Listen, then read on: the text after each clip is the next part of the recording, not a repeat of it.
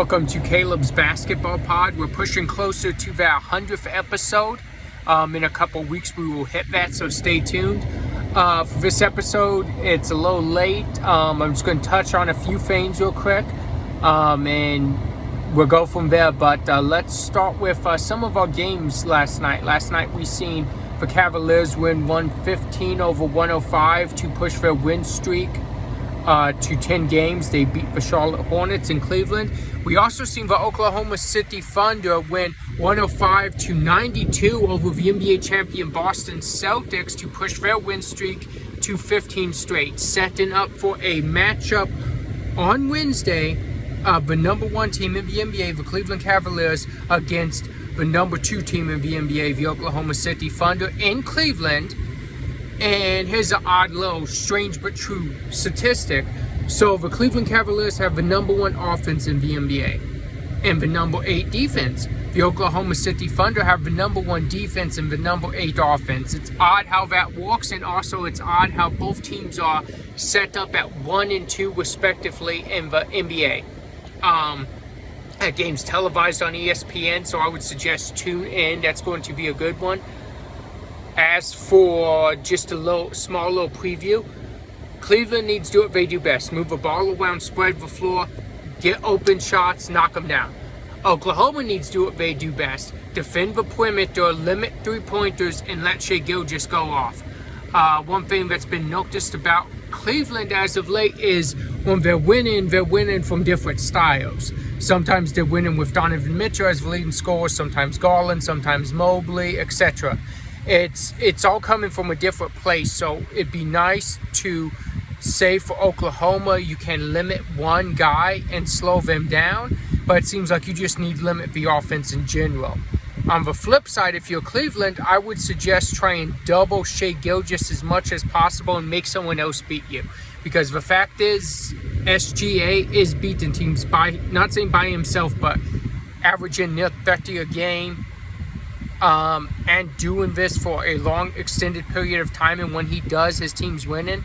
So that'll be an interesting game. That's your 1 and 2 matchup on ESPN on Wednesday. Remember that, guys. Tune in. That's going to be a good one. Some other news around the league. It was announced today that Kyrie Irving will be out at least 1 to 2 weeks with a bulging disc in his back. More bad news for the Dallas Mavericks. Something I said at the start of the season, before the season started, I think it would be best if Bradley Beal would come off the bench.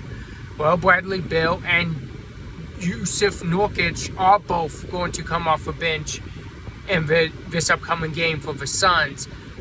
I think it's a little too late, and I think even bringing them off the bench at this point and bringing Beal off the bench, it doesn't save this team. This team's just not in position to compete in the Western Conference, most definitely. I don't know if it's for coach, and I don't know if the players don't mix, but you can just see that they're just not a championship team in Phoenix right now. I don't even know if making moves works, because you can only make so many moves and keep changing this and that. It may just not be a championship built team, and it may just not be a championship coached team.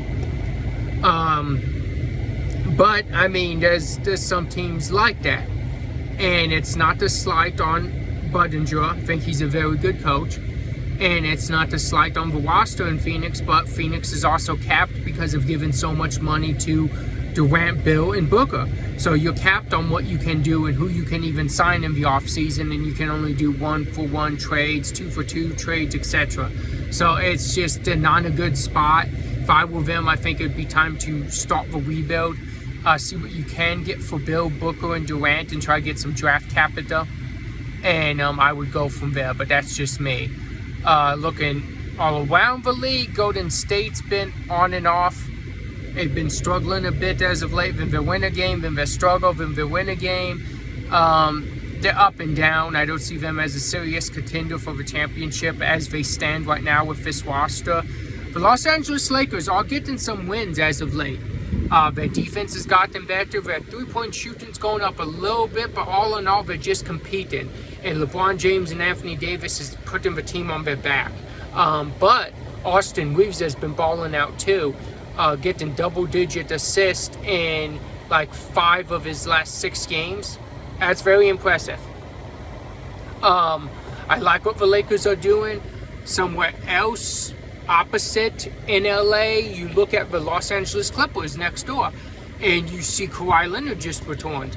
How long does he play? Does he keep playing without feeling any injury? If we remember, he was trying to play in the Olympics and he felt his knee was giving him issues, so he took himself out and then didn't play until just a couple nights ago. So I hope he lasts for a while in this season, but it'll be interesting to see how long he does last. And if he stays healthy, how good are the Clippers in Western Conference? They're another team that, in my opinion, they're still a piece or two away, but adding Kawhi Leonard back healthy, and if he's healthy in the playoffs, they could still present a problem to anyone, in my opinion, just because that's how good a healthy Kawhi Leonard is. I'm going to cap this episode here. I'm going to get a better and longer episode on Wednesday.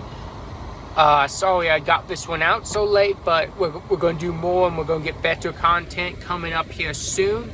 And stay tuned for announcing of another podcast for you wrestling fans that I will be doing with my brother. So stay tuned for that. Exciting news coming, and should have that first episode out over the weekend. So stay tuned. Come back on Wednesday, and I'll see you then.